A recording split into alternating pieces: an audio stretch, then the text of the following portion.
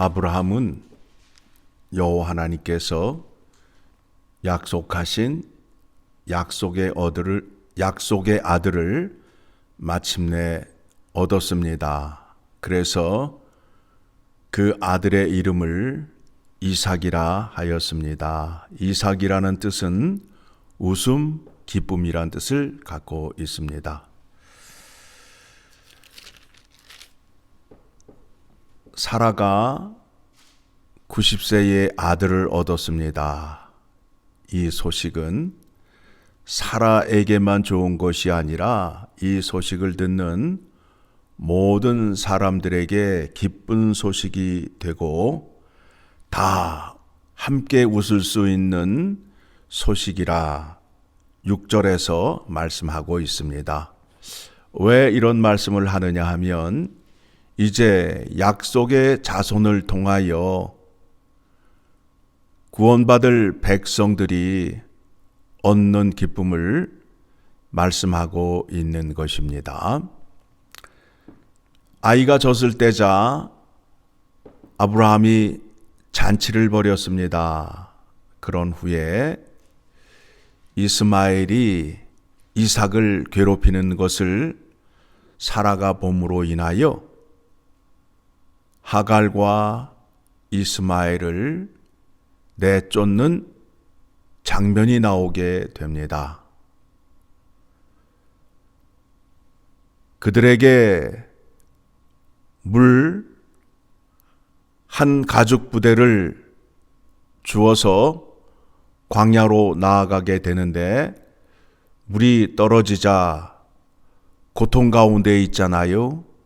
그러니까 하갈이 그 아이가 괴로워하는 모습을 보고 도저히 견딜 수가 없어서 활 쏘기에 알맞은 거리에서 활을 당기려 할 때에 그때에 하나님이 나타나셔서 내가 너와 함께 있고 그 아들을 통하여 큰 민족을 이룰 것이다 라고 말씀하셨습니다. 자, 오늘 말씀을 통해서 우리가 이제 확인하여야 할 것이 무엇이냐 하면 이삭은 약속의 아들, 그 다음에 이스마엘은 육체의 아들로 나누어지게 되지요. 그러면 하나님께서 하나님의 뜻을 이루어 가시는 데 있어서 누구를 통하여 이루어 가시느냐, 이것이 문제가 되는 겁니다. 자, 10절의 말씀을 보게 되면 같이 읽습니다. 그가 아브라함에게 이르되 이 여종과 그 아들을 내쫓으라. 이 종의 아들은 내 아들 이삭과 함께 기업을 얻지 못하리라 하므로 약속의 자손만이 하나님의 기업을 얻을 수 있다라는 겁니다. 하나님께서 십자가의 구속 사역을 이루어 가시는 데 있어서 쓰시는 방식이 약속과 자손을 통하여 이루어 가신다라고 말씀하고 있습니다. 자, 그러면 12절 한 번 더 읽고 이제 성경 말씀을 찾아보도록 하겠습니다. 12절 하나님이 아브라함에게 이르시되 내 아이나 내 여종으로 말미암아 근심하지 말고 사라가 내게 이른 말을 다 들으라. 이삭에게서 나는 자라야 내 씨라 부를 것임이라. 그러니까 약속의 자손이 씨가 된다라는 거예요. 이삭에게서 난 자식이라야 약속한 씨가 된다라는 겁니다. 그러면 이 약속한 씨가 누구를 말하는 건지 갈라디아서 3장 16절을 가게 되면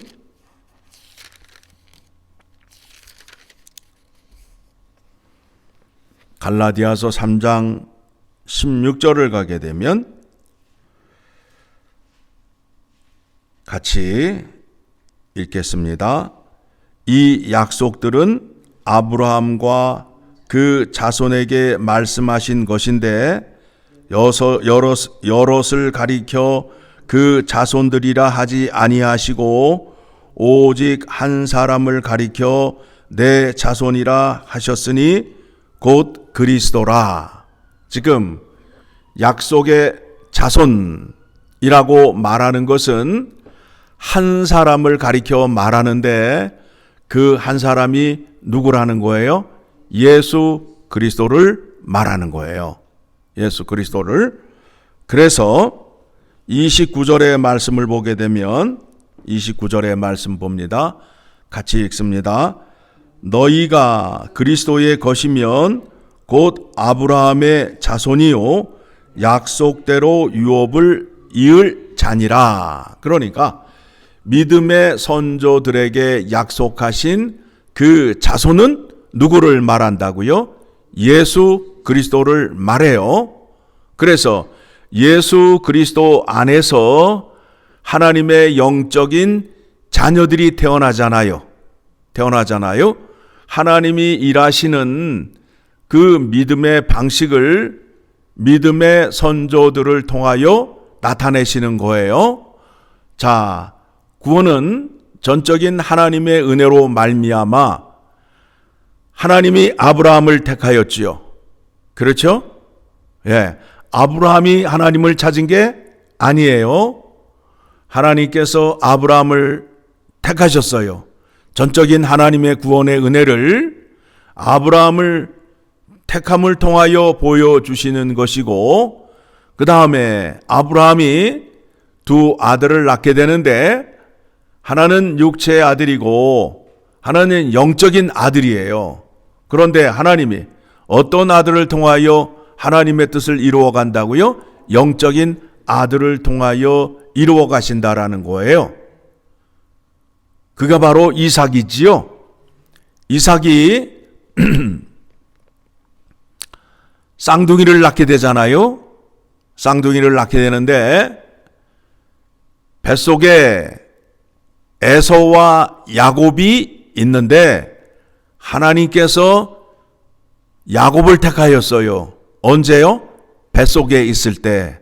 무슨 얘기냐 하면 그 아이들이 세상에 나와서 어떤 착한 행실이나 그 사람의 잘남을 통해서 구원을 받은 것이 아니라 하나님께서 하나님의 주권으로 택하심을 보여주기 위하여 뱃속에 있는 쌍둥이를 보여주시며 누구를 택하였는가를 말씀하시는 거예요.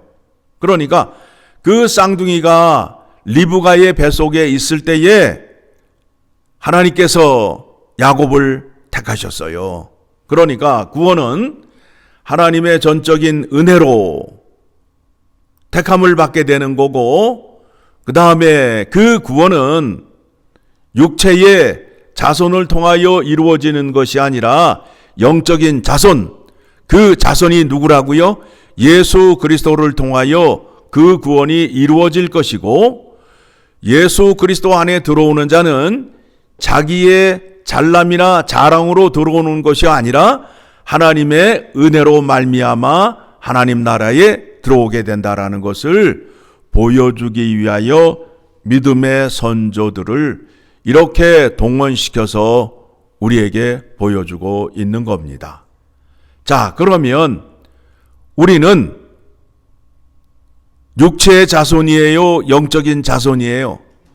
예수 그리스도 안에서 영적인 자손이 됨으로 인하여 우리가 성경적인 믿음으로 놓고 볼 때에 우리가 누구의 자손이 되는 거예요? 아브라함의 자손이 된다라고 29절에서 말씀하고 있잖아요. 29절에서 이 부분을